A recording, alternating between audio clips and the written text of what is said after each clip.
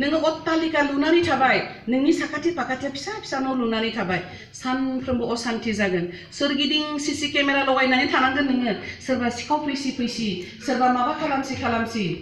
गावनि गथ'आ न'निफ्राय जुदि गेट बारलांना थांब्लानो आंनि गथ'खौ सोरबा माबा खालामगोन नामा अशान्ति जागोन सेकेन्ड मिनिट नोङो फन खालामना खबर लानांगोन बेबायदि थासारिखौ नांगौ ना बयबो समानै मोजाङै जानानै थांना थानाय थासारिखौ नांगौ शान्तिखौ नांगौ नङासै ने दा बेनिखायनो आं बुङो आंनि गथ'आल' लेखा गोरों जानानै मा जानो थाङै जुदि आंनि गथ'आ लेखा गोरों नङाब्ला आंनि बिजावजानि गथ'आ लेखा गोरों जायोब्ला बिसोरो गारि मटर सालायगोन आंनि गथ'आथ' बिसोरनि ड्राइभार जानाबो मोनजागोन दा बिसोर गिदिर अफिसार जागोन साहा बागान बानायगोन बहाबा माबा मोनसे हाखौ बानायगोन इन्डास्ट्रि फसंगोन एटलिस्ट आंनि गथ'आ बै लेभेलसिम मोनहैयाब्लाबो बिसोरनो इमप्लयि जानानै बिसोर एन्टारप्रेनियर जायोब्ला आंनि गथ'आ इमप्लयि जाना मोनजागोन दा सिन्ताधाराफ्रा जोङो बेबायदि जानांगौ अनजाग्रा फंबाय बिनानावमोन दा बेनिखायनो नोंसोर दिनै जितु क्लास 10 बा देवनाखौ 10 नि देवनाखौ मोनबाय बे एकदम क्रुशियेल पिरियड बिराद सिन्ता खालामनांगोन बिमा बिफा गथ' जिरायलायनानै जि थांखि लादों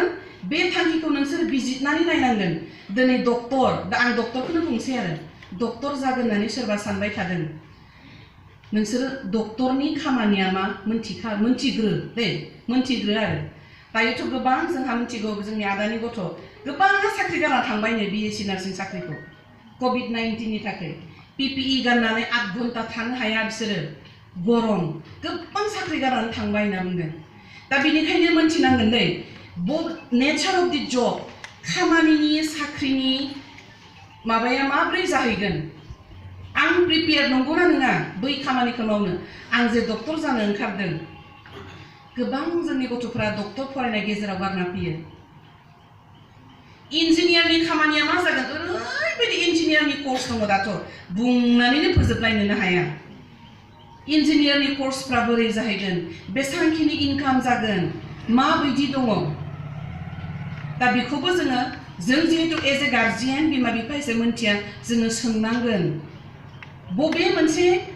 डिपार्टमेन्टखौ सायख'योब्ला साख्रिखौ मोनगोन बबेयाव एभेलेबल दङ टारगेट खालामनायनि बेलायाव सोरबा फोरोंगिरि जागोन दिनै फोरोंगिरिनि बेलायाव मा बुंदों बिएडआथ' कम्पालसरि जानानै फैबाय नङासै ने 45% मोनोब्ला जोङो बिएडनि एन्ट्रेन्स लिरनो मोनो ने फोरोंगिरि जानोबा किन्तु बिएडखौ नोङो 45 आव एडमिशन मोनोब्लाबो एन्ट्रेन्सआ दिनैयो प्राय माने 70 जायफोरा 70 मोनो डिग्रीयावहाय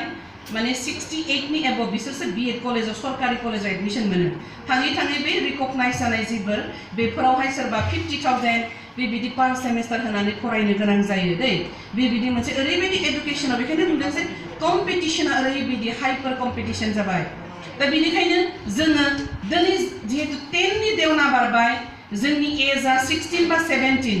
बे एजआ क्रुशियेल मोनसे एज बियो बायदिसिना धौ फैगोन बायदिसिना समस्या फैगोन गावखौ हमथाना लाखिनो हानांगोन माब्ला हमथाना लाखिनो हागोन जेब्ला सिन्ताधाराफ्रा गोग्गोम जागोन साननाय हनायफ्रा गोग्गोम जागोन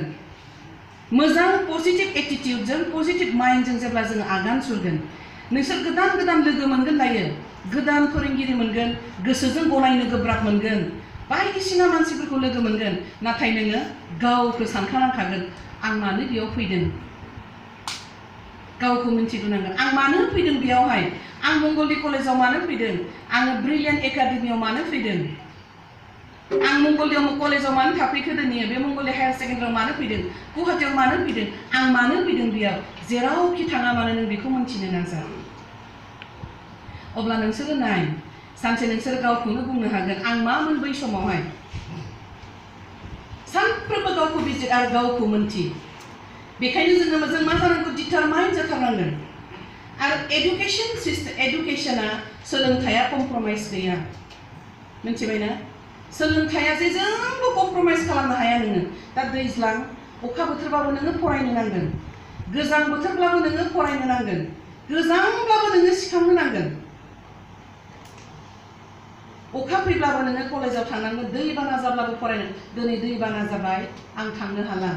दिनै अखा बाना जाबाय आं थांनो हाला बेबायदिया जों कमप्रमाइज जाया जेबो कमप्रमाइज गैया